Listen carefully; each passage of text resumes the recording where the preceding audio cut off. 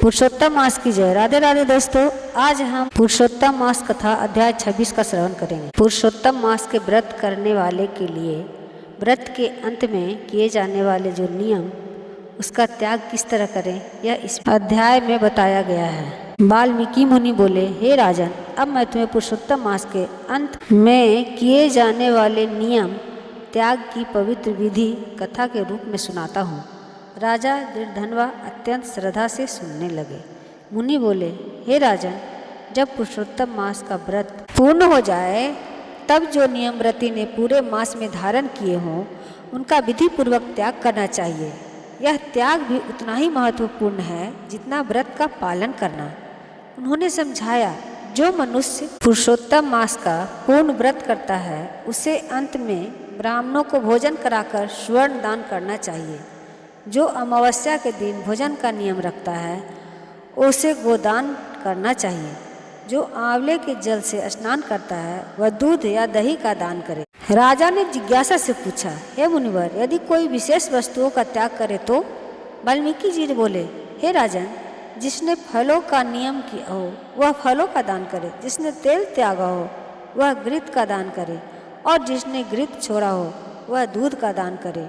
जो भूमि पर सोता रहा हो वह गद्दे और शैया का दान करे। जो पत्तल में भोजन करता रहा हो वह ब्राह्मणों को भोजन कराकर घी और शक्कर का दान करे। फिर उन्होंने कहा, मौन व्रत करने वाला स्वर्ण, तिल और घंटा दान करे। जिसने जूते का त्याग किया हो वह जूते का दान करे। जिसने नमक छोड़ा हो वह विभिन्न रसों का दान करे, और जिसने दीप का त्याग किया हो वह दीप दान करे। राजा यह सब सुनकर आश्चर्यचकित थे कि व्रत का हर नियम किसी न किसी दान से जुड़ा है। वाल्मीकि मुनि ने आगे कहा, हे राजन, जो इस पुरुषोत्तम मास में भक्ति और नियम से व्रत करता है वह वैकुंठ में स्थान पाता है। यदि कोई पूर्ण विधि से दान न कर पाए, समर्थ न हो, तो भी श्रद्धा से किया गया छोटा सा दान व्रत को पूर्ण कर देता है। उन्होंने आगे एक गूढ़ रहस्य बताया। इस मास में एक समय भोजन करना अत्यंत पवित्र माना गया। जो व्यक्ति नियम पूर्वक भोजन करता है उसके बड़े बड़े पाप भी नष्ट हो जाते हैं। जो एकादशी का व्रत करता है वह अंत में भगवान के धाम को प्राप्त करता है। फिर मुनि ने कुशा की महिमा बताते हुए कहा, कुशा अत्यंत पवित्र है। उनके मूल में ब्रह्मा, मध्य में भगवान विष्णु और अग्रभाग में भगवान शिव का निवास माना गया है।